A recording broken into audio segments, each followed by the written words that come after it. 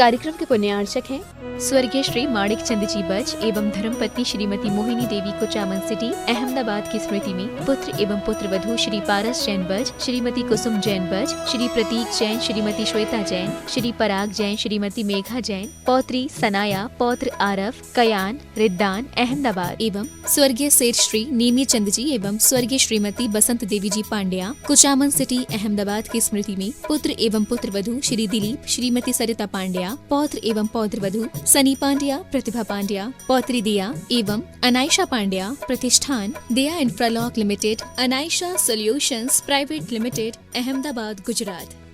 Doctor Satish Doshi, doctor Sunetra दोषी, श्री सत्यजीत दोषी, सौभाग्यवती सरिता दोषी, श्री मलय मेहता, सौभाग्यवती प्राजक्ता मेहता, श्री सुजय दोषी व सौभाग्यवती अबोली दोषी, कुमारी राशि मलय मेहता, राजकोट, चिरंजीव वंश सत्यजीत दोषी, कुमारी रेवा सुजय दोषी, चिरंजीव रेवांश सुजय दोषी, दोषी अल्ट्रासाउंड क्लिनिक, संग्राम नगर, अकलोज, जिला सोलापुर, महाराष्ट्र। स्वर्गीय श्री आनंदी लाल जी चोड़ीवाल की 28वीं पुण्यतिथि पर धर्मपत्नी श्रीमती इंदिरा मणि देवी चोड़ीवाल, पुत्र प्रदीप चोड़ीवाल, दिलीप चोड़ीवाल, ललित चोड़ीवाल, अनिल चोड़ीवाल, पौत्र राहुल चोड़ीवाल, निखिल चोड़ीवाल, सिद्धार्थ चोड़ीवाल, प्रणय चोड़ीवाल, नीव निवान एवं देवव्रत चोड़ीवाल, निवास Indramani B27, Shri Ram Marg, Shyam Nagar, Jaipur, Rajasthan. Firm Nikhar fashions, front shop, Sarab की mansion, MI road, Jaipur, Rajasthan. National stores, main road, post, Ramgarh cantt, Jharkhand.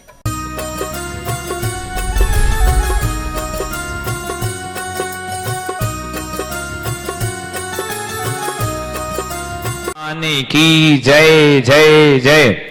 बोलिए परम पूज्य श्रमण संस्कृति उन्नायक संत श्रोमणी आचार्य भगवंत गुरुवर श्री विद्यासागर जी महाराज की जय जय जय। बोलिए परम पूज्य गुणायतन प्रणेता, शंका समाधान प्रवर्तक, भावना योग प्रवर्तक, प्रखर वक्ता मुनिवर श्री 108 प्रमाण सागर जी महाराज की जय।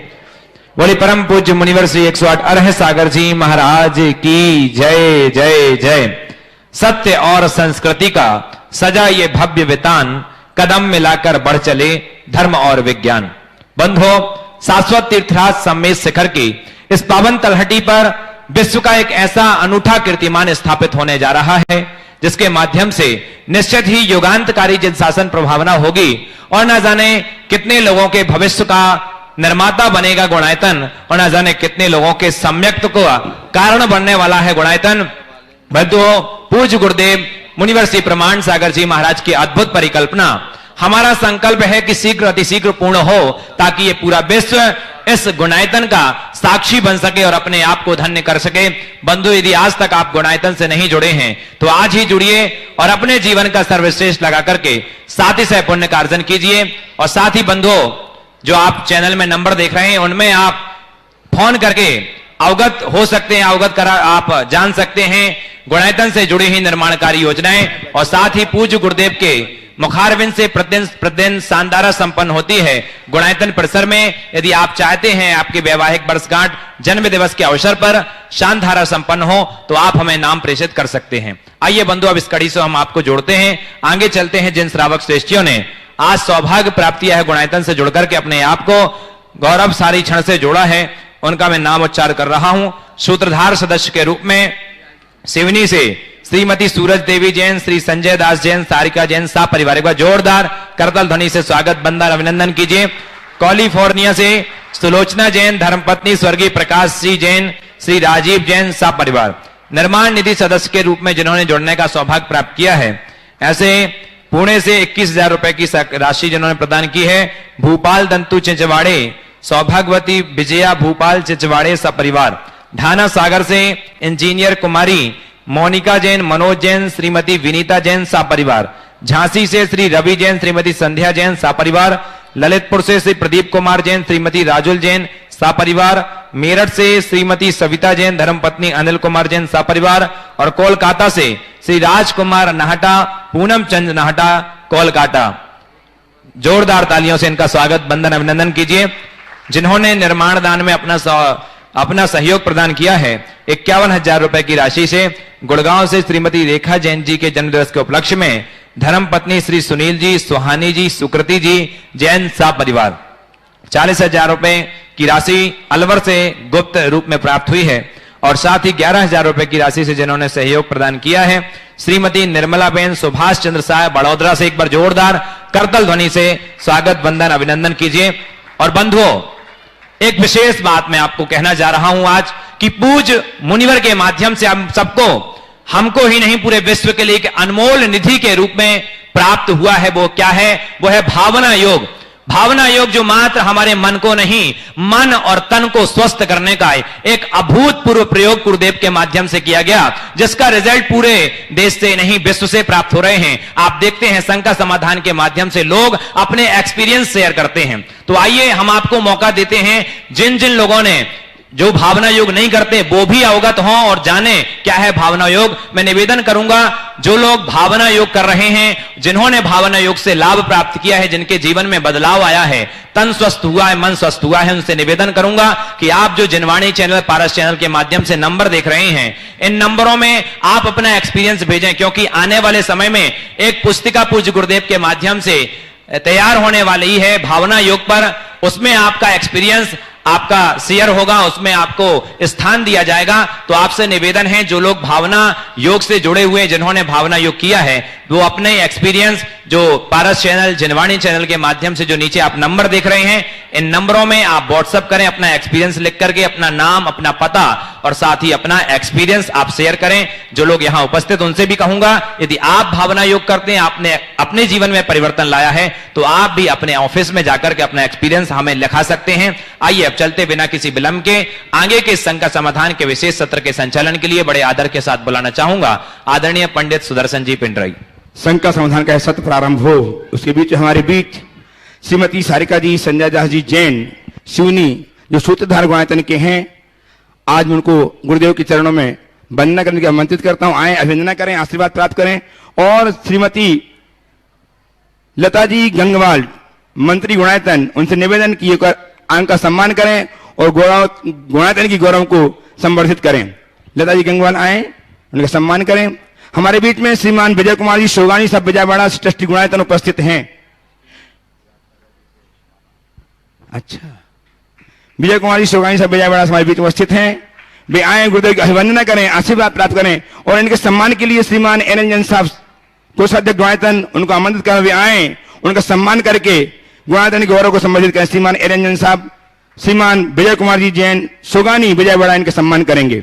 आपकी तालियां निरंतर बजती रहें, आपकी तालियां इनके सम्मान में बढ़ती रहनी चाहिए। ये ऐसे व्यक्तित्व हैं जो गुणायतन से जुड़कर अपने जीवन को धन्य कर रहे हैं। श्रीमान रतनलाल जी भैयाता साहब कुनकुरी से हमारे बीच में है, ट्रस्टी गुणायतन। ये भी आए, गुरुदेव की अभिवंदना करें, आशीर्वाद प्राप्त करें। और इनके सम्मान के लिए बड़े सम्मान के साथ श्रीमान सुभाष जी जैन सीईओ गुणायतन वे आए, उनका सम्मान करके गुणायतन के गौरव को संवर्धित करें। श्रीमान सुभाष जी जैन सीईओ गुणायतन दिल्ली।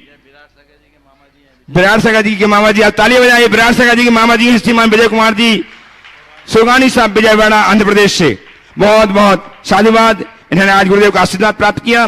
श्रीमान रतनलाल जी बजात्या कुनकुरी ट्रस्टी गुणायतन, ये भी आए, गुरुदेव की अभिवंदना करें, आशीर्वाद प्राप्त करें। और श्रीमान सुभाष जी जैन सीईओ गुणायतन का सम्मान करके गुणायतन के गौरव को संवर्धित करें। श्रीमान सुरेंद्र कुमार गंगवाल अजमेर, अनंत मुनि भक्त, आज गुरुदेव के श्री चरण में हैं। वे भी गुरुदेव के अभिवंदना करके आशीर्वाद प्राप्त करें। और इनका सम्मान करने के लिए पुनः मैं आमंत्रित कर रहा हूं श्रीमान एन रंजन साहब को, कोषाध्यक्ष गुणायतन को, वे आए और सम्मान करें। और मैं विलंब न करते हुए गुरुदेव के श्री चरणों से आप सबको जोड़ रहा हूं।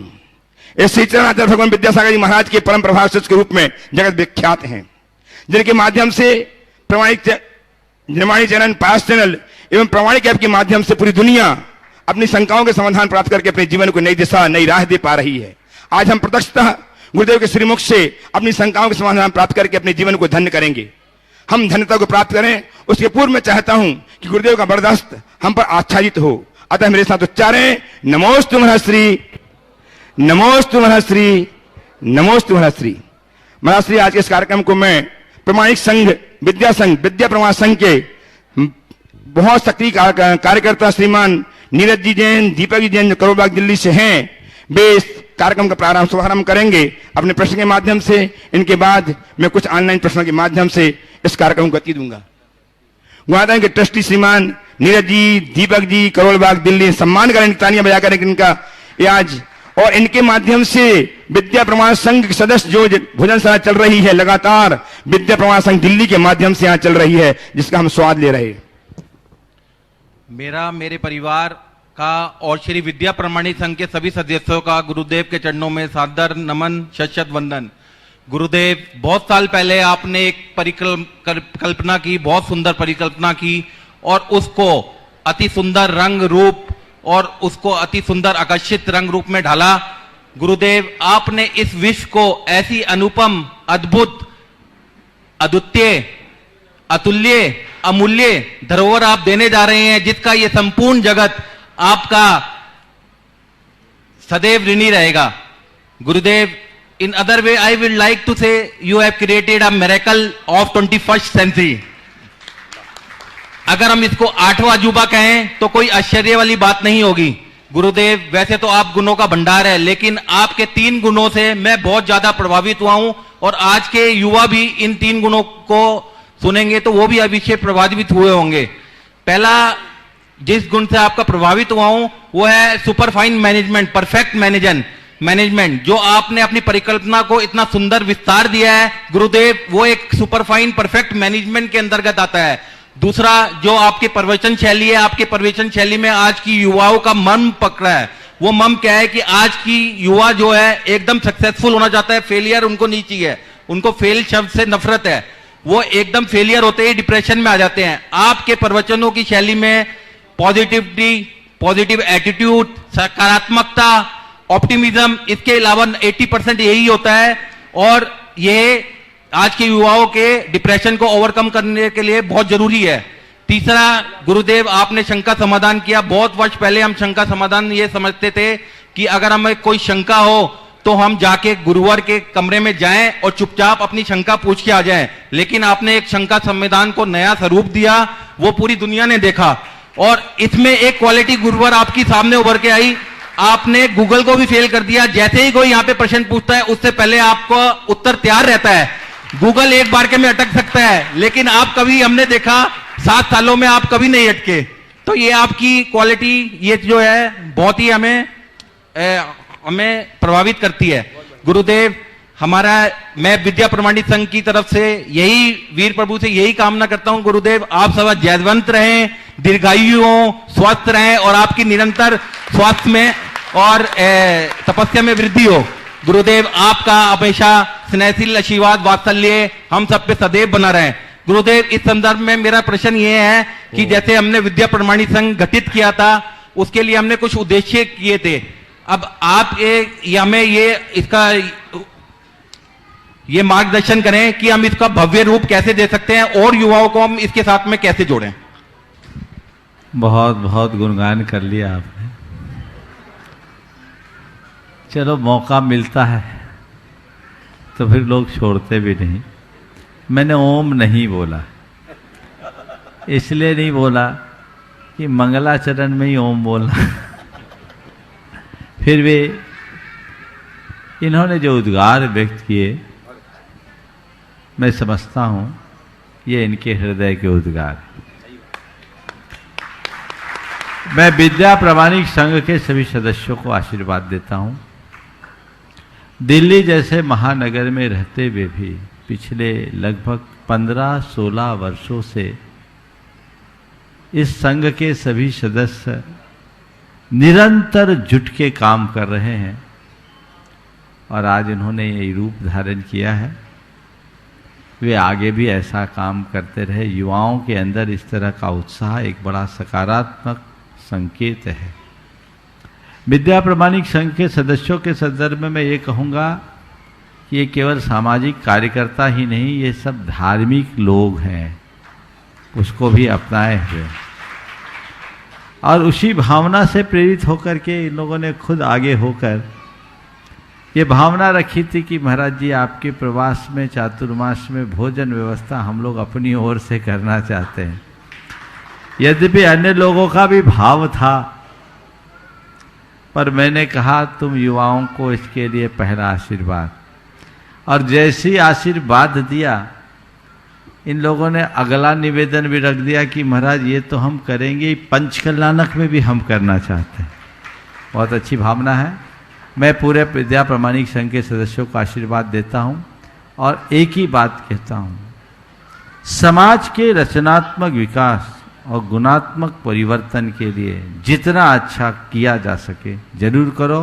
और जो लोग रचनात्मक सोच लेकर इस अभियान से जुड़ना चाहते हैं उन्हें अपने साथ जोड़ो। हमें भीड़ नहीं बढ़ानी, हमें सही सोच के लोगों के साथ अपना विस्तार करना है।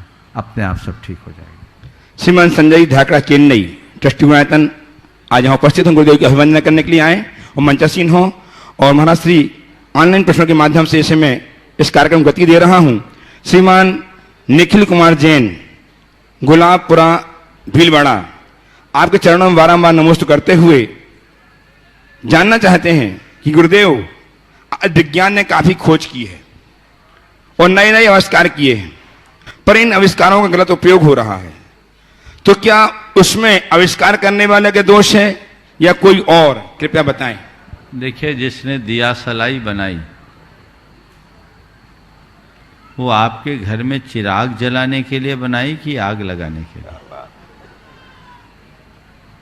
दिया सलाई बनाने वाले ने दिया सलाई तो आपके घर में चिराग जलाने के लिए बनाई ना, के लिए। सामने वाले ने पूछा क्या आपको भरोसा है कि इस शक्ति का प्रयोग केवल निर्माण में ही होगा? आइंस्टीन ने अत्यंत आत्मविश्वास के साथ कहा, हाँ केवल निर्माण में होगा, बशर्ते जब तक मनुष्य का दिल और दिमाग दुरुस्त होगा। मनुष्य का दिल और दिमाग दुरुस्त होगा तो वो उसका अच्छे कार्य में ही प्रयोग करेगा। तो दिल और दिमाग दुरुस्त होना चाहिए। अगर कोई किसी अच्छी सुविधा का दुरुपयोग करता है तो वो उसकी दुर्बुद्धि है, उसके आविष्कर्ता का कोई दोष नहीं। इसलिए हमें हमेशा प्रयोजन को ध्यान में रखकर अपना काम करना चाहिए। कि गुरुदेव प्रायः देखा जाता है कि जो व्यक्ति बुराइयों से जितना दूर जाना चाहता है अथवा जाता है, बुराइयां उतने ही उसके नजदीक आती हैं। ऐसा क्यों होता है? जो बुराइयों से जितना दूर जाना चाहता है बुराइयां उसके उतने नजदीक आती है, ऐसा क्यों होता है? देखिए, चीजें होती है जिसको हम बोलते हैं संस्कार। संस्कार एक पल में नष्ट नहीं होते। अपने संस्कारों को ठीक करने के लिए हमें लंबी साधना करनी पड़ती है। हमने बुराइयों को छोड़ा, पर अभी बुराइयों के संस्कार कहाँ गए? वो तो आएंगे, लेकिन घबराना नहीं चाहिए, लगे रहना चाहिए। अगर हम लगे रहेंगे तो बुराइयां अपने आप छूटेगी। बुराइयां तुम्हारे पीछे आए कोई हरकत नहीं, तुम बुराइयों के पीछे मत जाना, बस वो अपने आप पीछे हो जाएगी। पर होता क्या है, जब बुराइयां पीछे आती है तो आप पीछे मुड़ के देखने लगते हैं तो फिर वो सामने हो जाती है ना। संस्कार वश यदि बुराइयां आती, आने दो, आप उधर देखो मत, आप अपने लक्ष्य को देखो। मैंने बुराइयों का परित्याग किया है तो मेरे सामने मेरा परित्याग होना चाहिए, मेरा संकल्प होना चाहिए, मेरा ध्येय होना चाहिए, न कि बुराइयां। वो तो पीछा करेगी, हमें अपने फसल को संभालना है, खरपतवार को नहीं। बस इतनी बात ध्यान में रखे तो सब बातें अपने आप हो जाएगी। गुरुदेव महावीर नगर दुर्गापुरा जयपुर से श्री प्रमोद कुमार जी जैन आपके प्रति कृतज्ञता ज्ञापित करना चाहते हैं और भावना योग के प्रति कृतज्ञता ज्ञापित करते हैं। वे जानना चाहते हैं नमस्ते करते हुए कि गुरुदेव भावना योग का सतत लाभ लेने के कारण उदास मन भी हर्ष से झूम रहा है। यही नहीं, ऊर्जा प्रभाव भावना योग करने पर तो बेजान शरीर में ताकत का संचार होने लग गया है। मेरी भावना है कि क्या आपके इस उपकार को इस जन्म में चुकाया जा सकता है? यदि नहीं तो इस उपकार को चुकाने में कितने भाव लग जाएंगे? देखिए, बहुत अच्छी भावना प्रकट की है। मैं आप लोगों से एक बात कहना चाहूंगा, आप लोग बहुत कंजूस हैं। आप लोग लेना तो जानते हो, देना नहीं जानते। आपके माध्यम से मैं उन तमाम लोगों से कहना चाहता हूं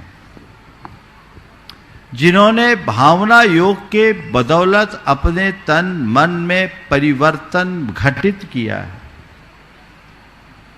वो अपना अनुभव जरूर भेजे ताकि ये भावना योग का प्रयोग जन जन कर सके।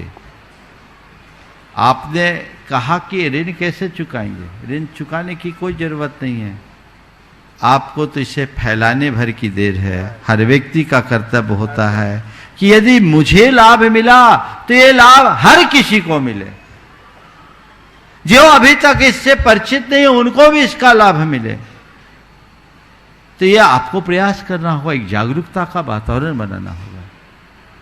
तो अभी जैसा आप सबको कहा गया कि आप अपने अनुभव भेजें, छुटपुट लोग बोल देते हैं लेकिन अधिकृत अनुभव बहुत कम लोग लिख के भेजते हैं। आप अगर ऐसी चीजें भेजेंगे तो एक बड़ा प्रामाणिक दस्तावेज तैयार होगा। मैं सब लोगों से कहना चाहता हूं, जो लोग भावना योग कर रहे हैं, हजारों लोग कर रहे हैं, वे अपना अनुभव भेजें, पर सच्चा भेजना, झूठा नहीं। मैं चाहता हूं कि भावना योग के प्रयोग पर एक तथ्यात्मक अध्ययन हो और उसको पूरे विश्व के सामने रखा जाए, क्योंकि इसके लाभ में 1% भी संशय नहीं है। ये बहुत बड़ा वरदान है समाज के लिए जो हमारे आचार्यों ने हमें दिया। मैंने तो उसकी केवल एक नूतन व्याख्या की है। हमें इसे फैलाना चाहिए, जन जन तक पहुंचाना चाहिए। इसलिए जितने लोग भी भावना योग कर रहे हैं, यदि उन्होंने अपने भीतर कोई बदलाव घटित किया है तो जैसा अभी प्रारंभ में आप लोगों को कहा गया, अपने अनुभव लिखित रूप में भेजें। जो लिखित नहीं भेज सकते अपनी वॉइस रिकॉर्डिंग भेज दें। यहाँ जो आपको नंबर दिए गए हैं व्हाट्सएप पर ही भेजें ताकि उनको देखा जा सके और उसका लाभ लिया जा सके। ये प्रयोग सबको करना चाहिए और वही अपने जीवन को ऊंचा उठा सके। तैयार हैं सुनीता राजनी जी अजमेरा गुमास्ता इंदौर से। गुरुदेव, एक 84 वर्षीय बच्ची थिराय का गुप्त प्रश्न शंका मैं आपके समक्ष प्रस्तुत करना चाह रहा हूं। वे कोटि कोटि नमन करते हुए जानना चाहते हैं, वे पूछना चाहते हैं कि माँ बाप बच्चों की परवरिश करते हैं, शादी विवाह करते हैं, रहने के लिए मकान की व्यवस्था करते हैं, बिजनेस अच्छा बड़ा बिजनेस बनाकर देते हैं, बिजनेस चलना नहीं चलना उनकी किस्मत में रहे। इतना दायित्व पूरा करने के बाद भी बच्चों का क्या दायित्व बनता है? आजकल के बच्चे माँ बाप को बेकार का समझ करके इस्तेमाल करते हैं, बैक समझ करके इस्तेमाल करते हैं। इससे मन बहुत दुखी या व्यथित रहता है। इस परिस्थिति में माँ बाप को क्या करना चाहिए? जिंदगी भर कमाकर उनका घर चलाते रहना चाहिए, धन दौलत के लिए आपस में मारपीट तक हो जाती है। गुरुदेव कृपया समाधान दें, मैं बहुत व्यथित। देखिए, बड़ी विडंबना है और ये एक 83 वर्ष के बुजुर्ग ने भेजी। मैं समझता हूँ ये कहानी घर घर की, ऐसा नहीं होना चाहिए। इस सभा में एक ऐसी माँ भी बैठी है जिसके बेटे ने उसे अपने घर से निकाल दिया। ऐसे नालायकों के लिए हम क्या कहेंगे? पर आज भी वो बड़ी स्वाभिमान के साथ अपना जीवन जी रही।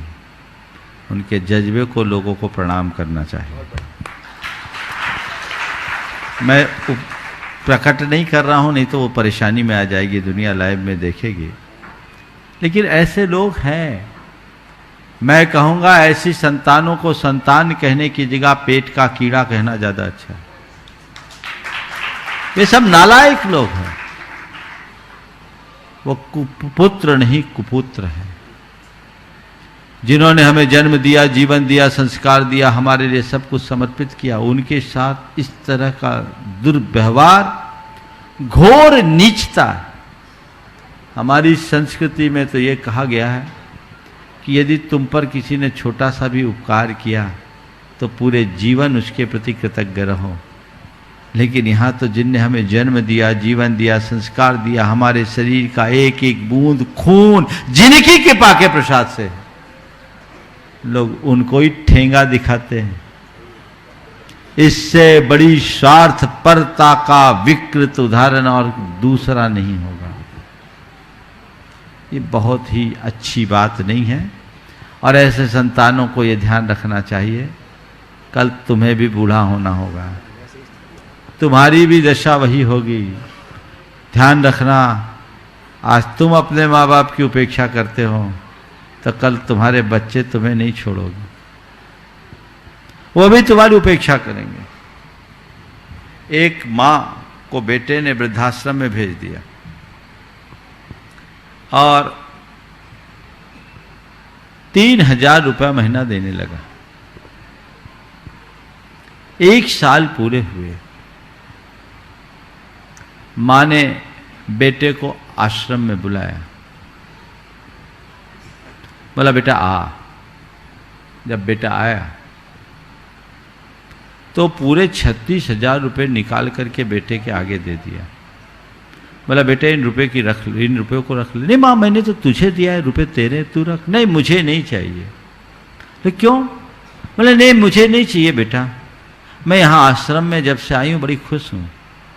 आश्रम के सारे लोग मुझे बहुत पसंद करते, बहुत चाहते हैं और आज तक मुझे 1 रुपये की जरूरत भी नहीं पड़ी। और सारे आश्रम के लोग कहते हैं आप यहां आ गई, आपको चिंता करने की कोई जरूरत नहीं।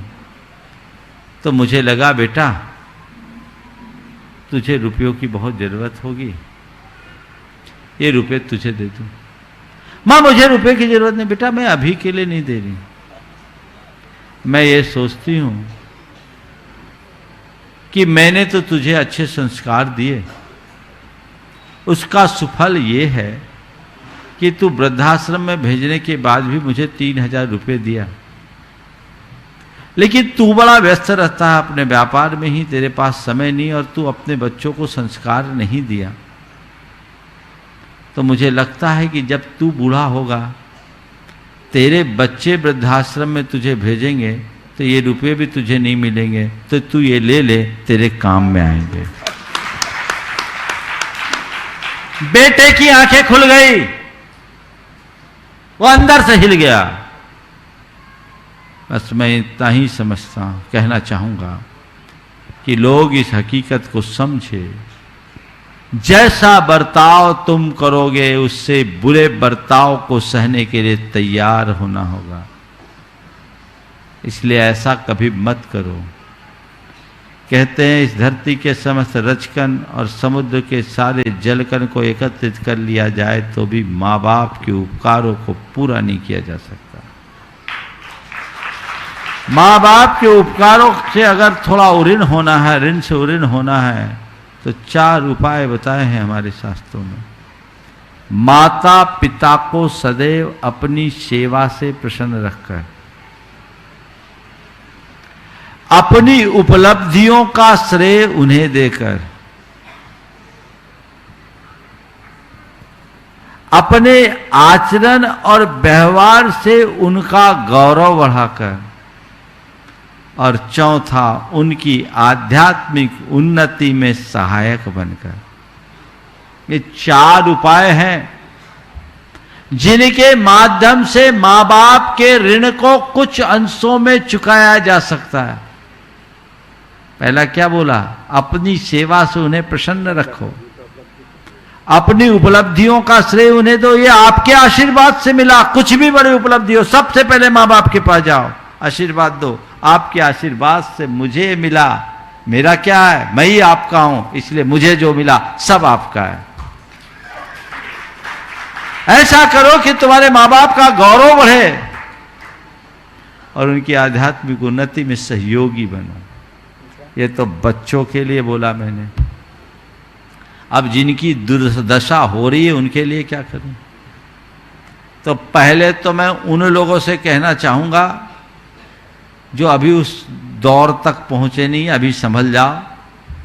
अपनी दुर्गति से बचना चाहते हो, बचना चाहते हो कि नहीं? बोलो, बचना चाहते हो तो बुढ़ापा आने के पहले अपने उत्तरदायित्व को समझ लो। बच्चों को जितना उनके लिए आवश्यक और अपेक्षित है दो, बाकी अपना धन अपने पास रखकर स्वयं को परमार्थ के कार्यों में नियोजित कर लो।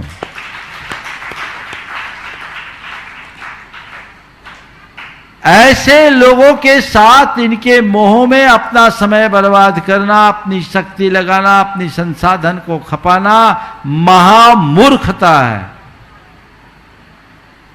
मैंने अनेक लोगों को देखा है जो शेर की तरह जिए और कुत्ते की भांति मरे हैं। दुर्गति मत कराओ, बचो और बचाओ, और संतान को उतना ही दो जितना उसको जरूरत है, सब कभी मत देना। तुम्हें अपने पैरों पर खड़े होने के लिए जो जरूरत थी मैंने दे दी, अब तुम अपना जानो, तुम कमाओ खाओ। मैंने तुम्हें पाल पोस कर बड़ा कर दिया, पांवों पर खड़ा कर दिया, मेरा दायित्व पूरा हो गया। मैंने अपना धन कमाया है, उसके पीछे जो पाप हुआ मैंने अर्जित किया है, तो ये तुम्हें अब नहीं दूंगा। मैं अपने पापों के प्रक्षालन में अपने द्रव्य को लगाऊंगा, अपने समय को लगाऊंगा, अपनी शक्ति को लगाऊंगा। देव गुरु धर्म से जुड़ जाओ, इसी में सार है। न तुम्हारा बेटा तुम्हारा साथ देगा, ना बहू साथ देगी, ना पोता ना पोती। ये केवल मोह, उनकी जब जरूरतें पूरी होगी ना तब। आजकल के बेटा बहू अपने माँ बाप के पीछे तब तक रहते जब तक उनके बच्चे छोटे होते हैं, क्योंकि संभालने वाला नौकर मिल जाए। बोलो, मैं जो बोल रहा हूं सही है कि नहीं? तो आंखें क्यों नहीं खोलते हो? उसके बाद भी मेरा बेटा मेरा बेटा, रो झेलो। हर घर की कहानी है।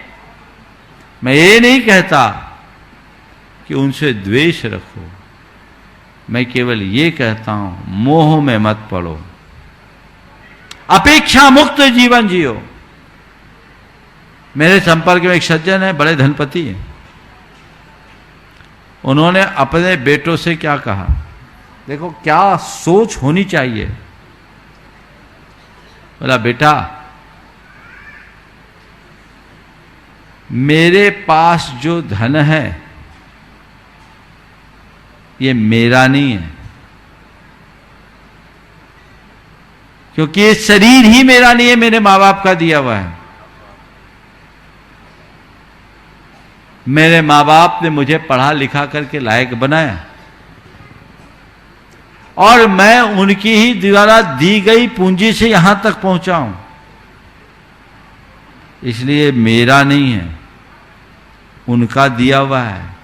मैं तो उसका मैनेजर हूं। हां, इस संपत्ति का मैं उपयोग करूंगा तो तुम लोगों के लिए नहीं करूंगा, मैं इस संपत्ति का उपयोग करूंगा उनके नाम और यश को बढ़ाने के लिए, क्योंकि मैं उनका हूं, मेरी संपत्ति उनकी। और उस व्यक्ति ने अपने माता पिता के लिए एक बड़ा काम किया उनके नाम से। नाम नहीं बता रहा हूं। अपने बच्चों को कहा, तुम लोगों के लिए मैं मुझे जो देना होगा दूंगा। और एक और बात कही उनने कि मेरे द्वारा जोड़ा गया धन यदि मैं चाहूं तो तुम्हें दे सकता हूं, पर मैं अपना पुण्य तुम्हें नहीं दे सकता, वो तुम्हें खुद जुटाना होगा। तो अपनी सोच को वैसे बनाएंगे तो परिणाम निकलेंगे। जिन भी बाबूजी का ये सवाल है, अब बाबूजी कह लो, दादाजी कह लो, 83 वर्ष के, उनसे मैं कहूंगा हिम्मत रखो, धैर्य रखो, और आज भी स्वावलंबन से जुड़े रहो। उम्र मत देखो, पराश्रित मत बनो। जो धर्म की राह पकड़ लेता है वो हमेशा दौड़ता रहता है, दौड़ता रहता है, दौड़ता। क्या बात। उपस्थित हो सुनीता जी, राजन जी, अजमेरा गौमास्ताना के इंदौर से। तैयार है श्रीमान राहुल जी जैन बीना से। सीखता करें, बोलिए फटाफट। नमोस्तु नमोस्तु नमोस्तु नमोस्तु नमोस्तु नमोस्तु। इंदौर परिवार की तरफ से, खाते गांव के वाले परिवार की तरफ से और दुर्ग की जैन गली परिवार की तरफ से नमोस्तु नमोस्तु नमोस्तु। महाराज जी, मेरा प्रश्न ये है कि जो परिवार में कोई सदस्य अगर सच को जानते हुए भी झूठ बोलता है और उसको झूठ से बचाने के लिए, उसको सन्मार्ग में लाने के लिए क्या उपाय करना चाहिए? परिवार में कोई जानते हुए भी झूठ बोलता है, सच को जानते हुए भी झूठ बोलता है। देखिए एक बात है, झूठ अच्छी बात नहीं है, पर कभी कभी सच भी खराब हो जाता है। अगर उस व्यक्ति के द्वारा सच प्रकट करने से परिणाम गलत आता है तो मैं उस सच को छुपाना ही ज़्यादा अच्छा समझता हूँ। ध्यान रखना, सच्चा और झूठा की जगह अच्छा और बुरा घर परिवार के लिए ज़्यादा उपयोगी है। क्या सच्चा है क्या झूठा है ये बात की बात है, क्या अच्छा है क्या बुरा है ये पहली बात। तो देखना ये होगा कि प्रकरण कैसा है,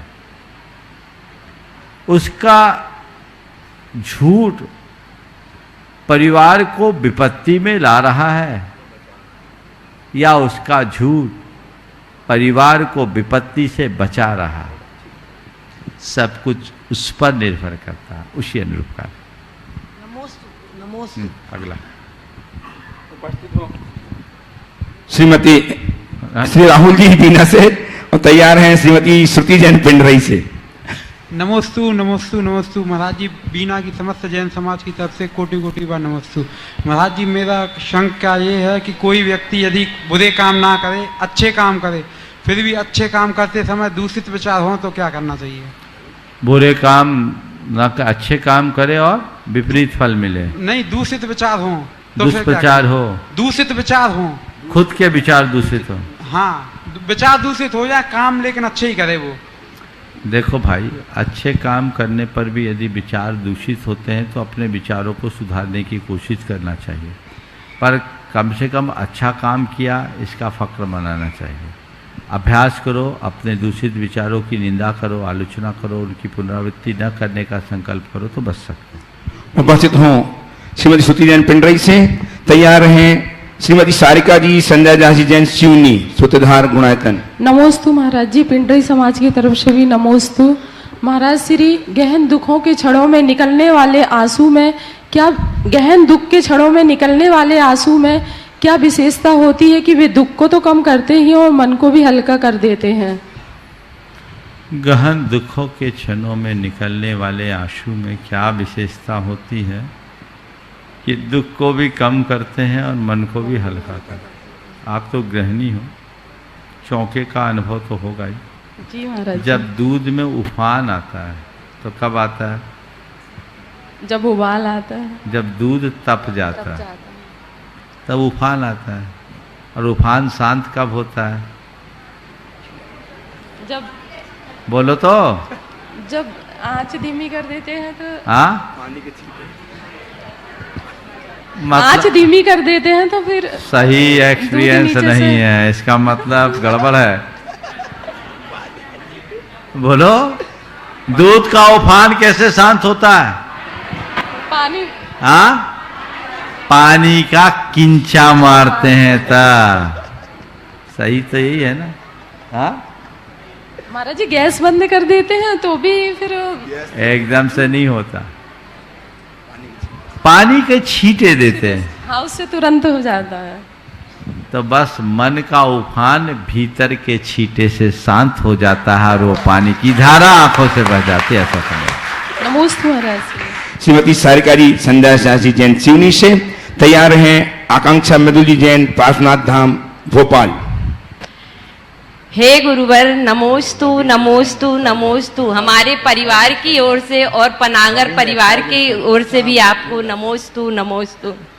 हे गुरुवर, व्यक्ति जब सामान्यतः परेशानियों से त्रस्त होता है तो वह अपने आप में हत्या के परिणाम भी बना लेता है, और अधिक परेशानियां आती हैं तो आत्महत्या भी करने के परिणाम कर ही लेता है।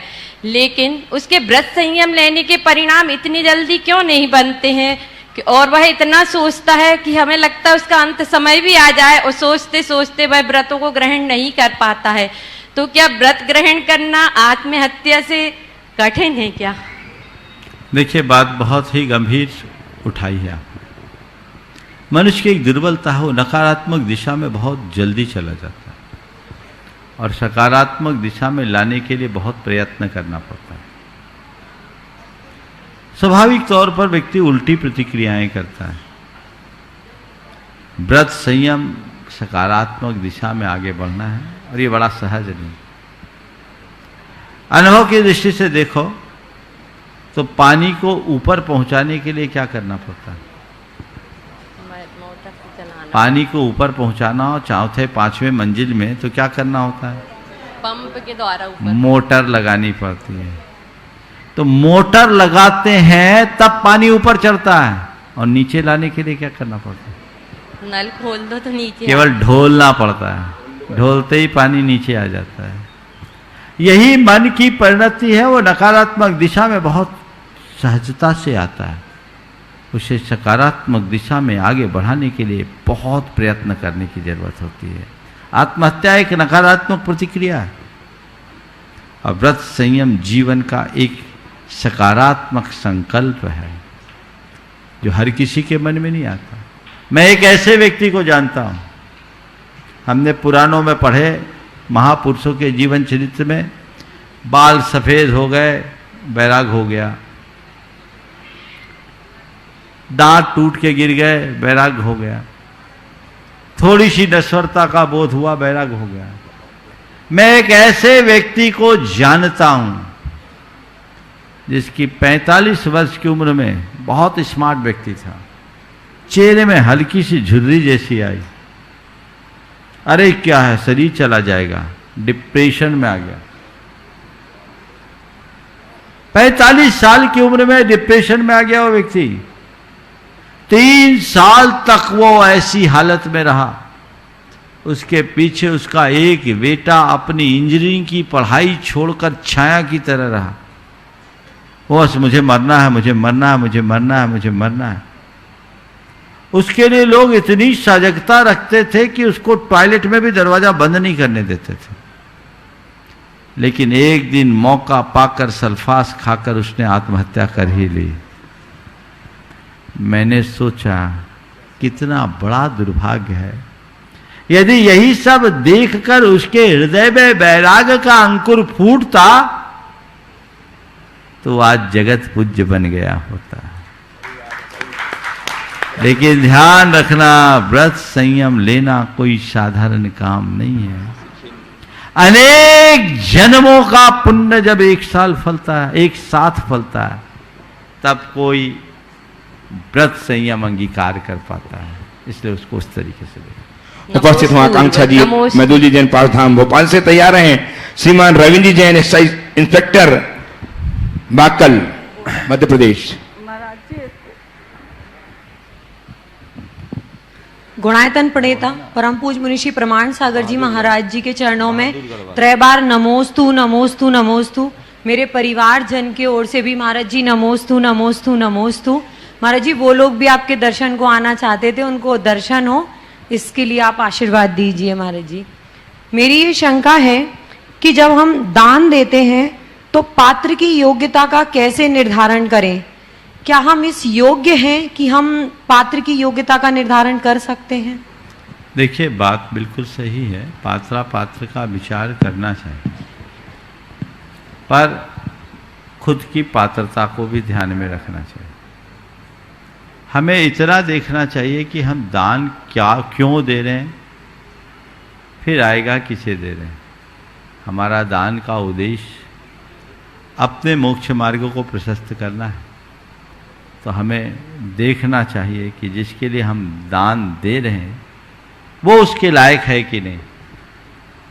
जिस प्रयोजन से हम दान दे रहे हैं सामने वाला उसके लायक हो तो दान देना चाहिए, और वो उस लायक ना हो तो तटस्थ हो जाना चाहिए। लेकिन प्रारंभिक चरण में ज्यादा बारीकियां नहीं अपनानी चाहिए।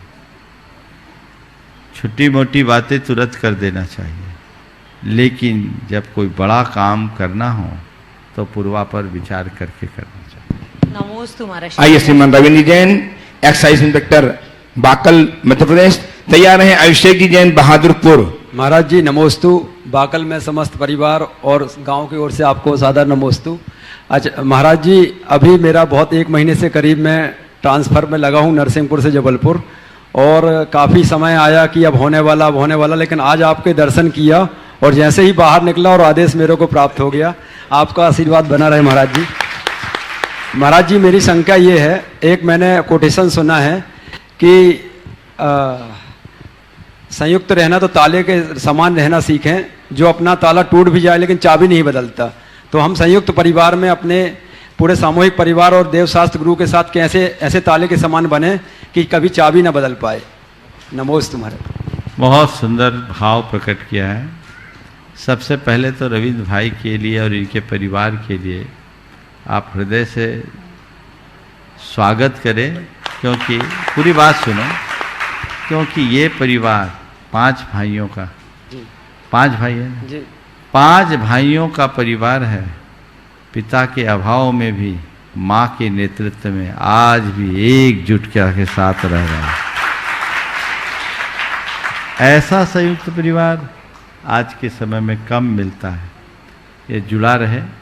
आपने बहुत अच्छा वाक्य कहा कि हम ताले की तरह रहे, कदाचित टूट जाएं पर चाबी न बदले। बस हमारी निष्ठा एक हो तो हमारे साथ कभी ऐसी स्थिति नहीं होती। निष्ठा बदलती है तो मामला गड़बड़ हो जाता है। हर किसी को निष्ठा मजबूत रखनी चाहिए, परिवार के प्रति, धर्म के प्रति, समाज के प्रति। जब तक आपकी निष्ठा सुरक्षित है, आप सुरक्षित हो, और निष्ठा समाप्त हो गई तो कदम कदम पर खतरा। नमोस्तु। उपस्थित हों श्रीमान अभिषेक जी जैन बहादुरपुर से, तैयार हैं श्रीमती राजुल जी जैन ताल बेहट। नमोस्तु गुरुदेव। जीवन में अनेक बार ऐसी अनहोनी घटनाएं होती हैं जिसमें हानियां होती हैं तथा मन विचलित हो जाता है। ऐसी दिशा में हमें क्या करना चाहिए तथा यह कैसे ठीक होंगी? देखो, अनहोनी हो गई, मन विचलित होता है, इसे अनहोनी मान करके पहले तो स्वीकारना चाहिए। इस तरह की चीज़ें तो बनती है, बदलती रहती है, कर्म का उदय है।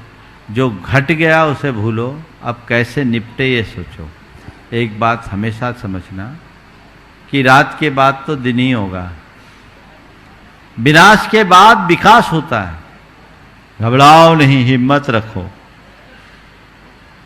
दुनिया में बहुत सारे लोगों के जीवन के संदर्भ में मैंने पढ़ा, सुना और देखा है, जिन्होंने घोर विपत्तियों का सामना किया, जो सर्वनाश के भी शिकार हो गए, लेकिन अपना जज्बात नहीं छोड़े, सब खो करके फिर से खड़े हो गए। इसलिए घबराना नहीं चाहिए, धैर्य रखो। अशुभ समय आया है, समय बदलेगा, सब ठीक हो जाएगा। मन में आशा भर के रखो, आशावादी बनो, तो स्थितियां अपने आप ठीक होगी। जब परिस्थितियां विपरीत हो तो हमें हमेशा सकारात्मक सोचना चाहिए, धैर्य रखना चाहिए, कर्मोदय मानकर उसे स्वीकारना चाहिए और भविष्य के लिए आशावादी बनना चाहिए। उपस्थित हों श्रीमती राजुल जी तालबेहट से, तैयार हैं सुश्री आरुषि जैन टीकमगढ़। नमोस्तु गुरुदेव जी। नमोस्तु। मेरा और मेरे परिवार की ओर से बारंबार शशत नमोस्तु। मेरा प्रश्न ये है महाराज जी कि आयु में 3 बार मौका आता है आयु बंद बनने का, तो यदि अच्छी आयु का बंद बन गया तो ठीक है, और अनजाने और जाने में कभी खराब आयु का बंद हो जाए तो उसको कैसे सुधारें, क्या करें, कैसे पहचानें? बंधने के बाद नहीं सुधार सकते, पहले सुधर जाओ तो बंधे ही नहीं। समझ गया? 3 बार नहीं, 8 बार बंधने का मौका आता है। चलिए। नमस्ते। आरुषि जी उपस्थित हों, तैयार हैं श्रीमती उषा जी देवेंद्र जी जैन टस्टुगायतन गया। मेरे और मेरे परिवार की तरफ से कोटि सा नमोस्तु महाराज जी।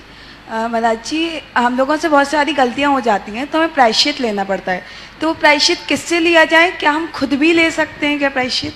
देखिए, छोटी मोटी गलतियों के लिए तो भगवान के सामने जाओ और अपनी निंदा गढ़ा करो, कायस्वर कर लो, ये प्रायश्चित है। लेकिन मूल व्रतों में जब दोष लगता है तो उसका प्रायश्चित गुरुओं से लेना चाहिए। उषा जी उपस्थित हों ट्रस्टी गायतन गया से। तैयार हैं श्रीमती शकुंतला जी हजारीबाग। नमोस्तु गुरुदेव, मेरे और मेरे परिवार की ओर से सत सत नमोस्तु। गुरुदेव, ये प्रश्न मेरा नहीं, मेरे छोटे बेटे निशित का है। उसने पूछा है, उसकी जिज्ञासा है कि कहते हैं कि मारने वाले से बचाने वाले से मारने वाले की ताकत ज्यादा, मारने वाले से बचाने वाले की ताकत ज्यादा होती है। तो इतने शक्तिशाली देश अमेरिका होने वो अफगानिस्तान को नहीं बचा सका, तो हम लोग अब इस विषम परिस्थिति में अपने बचाने की शक्ति को, अपने बचाव की शक्ति को कैसे मजबूत करें और कैसे अपने आप को बचाने का? देखिए, अमेरिका और अफगानिस्तान की कहानी है, मुझे पूरी अपडेट नहीं, लेकिन मुझे लगता है ये कोई नीतिगत मैटर है। अमेरिका अगर चाहता तो वहाँ वही होता जो अमेरिका चाहता, और मुझे तो ऐसा लगता है अभी भी जो हुआ वो वही हुआ है जिसे अमेरिका ने चाहा है। अब उसकी मंशा क्या है ये तो वो ही जाने, ये नीतिगत बात है। लेकिन मैं ये बात बहुत दृढ़तापूर्वक कहता हूँ, यदि हमारी सोच रचनात्मक हो, हम सही दिशा में आगे बढ़ रहे हों, तो सब चीज़ें अपने आप सही होती हैं। उपस्थित श्रीमती शकुंतला जी हजारीबाग से। तैयार हैं श्रीमान विजय कुमारी जैन भिंड से। नमस्ते महाराज जी, नमस्ते महाराज जी। पर्वतराज को तो अशुद्ध कर दिया, लेकिन महाराज जी हर जेदी का चोका इतना अशुद्ध हो गया कि क्या बताएं, बड़ा बूढ़ा को खाने की मुश्किल हो गई।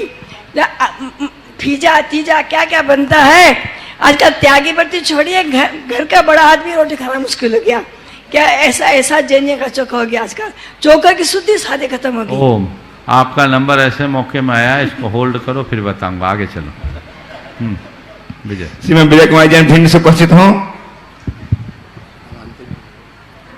नमोस्तु महाराज जी, नमोस्तु। मेरा प्रश्न है महाराज जी, दिगंबरत क्या होता है? क्या वस्त्र उतारना ही दिगंबरत है? देखिए, बहुत अच्छा सवाल है। दिगंबरत क्या हो? वस्त्र उतारना ही दिगंबरत है? मैं कहता नहीं, वस्त्र उतारना दिगंबरत नहीं है, दिशाओं को वस्त्र बना लेना दिगंबरत है। नमस्ते महाराज जी। दिगंबरत, दिग अंबर, दिग दिशा ही जिसके अंबर यानी वस्त्र है, तो दिशाओं को वस्त्र बना लेने वाले व्यक्ति के लिए किसी प्रकार की लज्जा, संकोच आदि की कोई बात नहीं होगी। उसके अंतर में, मन में किसी भी प्रकार का कोई विकार शेष नहीं होगा, वो सहज रूप से आगे बढ़ेगा। इसलिए दिशाओं को वस्त्र बनाओ, और दिशाओं को वस्त्र बनाने के बाद क्या होता है पता है? तन के भी वस्त्र उतर जाते हैं और मन के भी वस्त्र उतर जाते हैं। केवल तन के वस्त्र को उतारना दिगंबरत नहीं है, तन के वस्त्रों के साथ मन के वस्त्रों को उतारना ही वास्तविक दिगंबरत है। तो हम दोनों चीजों को ध्यान में रखें और अपने जीवन का पथ प्रशस्त करें। इस स्वभाव के साथ आज के इस सत्र को परम पूज्य गुरुदेव के चरणों में नमन अर्पित करते हुए यहीं पर विराम दे रहा हूं। बोलिए परम पूज्य आचार्य गुरुवर श्री विद्यासागर जी। जय जय जय परम पूज्य महामनामुराय परमासागर जी महाराज की।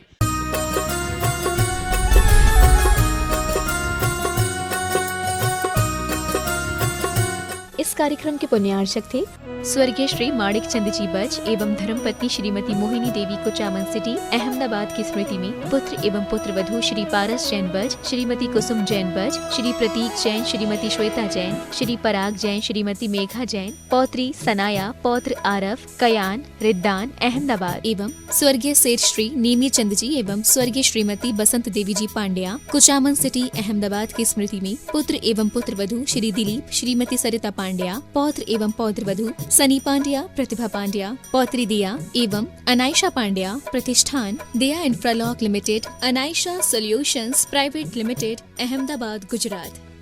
डॉक्टर सतीश दोषी, डॉक्टर सुनेत्रा दोषी, श्री सत्यजीत दोषी, सौभाग्यवती सरिता दोषी, श्री मलय मेहता, सौभाग्यवती प्राजक्ता मेहता, श्री सुजय दोषी व सौभाग्यवती अबोली दोषी, कुमारी राशि मलय मेहता, राजकोट, चिरंजीव वंश सत्यजीत दोषी, कुमारी रेवा सुजय दोषी, चिरंजीव रेवांश सुजय दोषी, दोषी अल्ट्रासाउंड क्लिनिक, संग्राम नगर, अकलोज, जिला सोलापुर, महाराष्ट्र। स्वर्गीय श्री आनंदी लाल जी चोड़ीवाल की 28वीं पुण्यतिथि पर धर्मपत्नी श्रीमती इंदिरा मणि देवी चोड़ीवाल, पुत्र प्रदीप चोड़ीवाल, दिलीप चोड़ीवाल, ललित चोड़ीवाल, अनिल चोड़ीवाल, पौत्र राहुल चोड़ीवाल, निखिल चोड़ीवाल, सिद्धार्थ चोड़ीवाल, प्रणय चोड़ीवाल, नीव निवान एवं देवव्रत चोड़ीवाल, निवास Indramani B27, Shri Ram Marg, Shyam Nagar, Jaipur, Rajasthan. Firm Nikhar fashions, front shop, Sarab की mansion, MI road, Jaipur, Rajasthan. National stores, main road, post, Ramgarh, cantt, Jharkhand.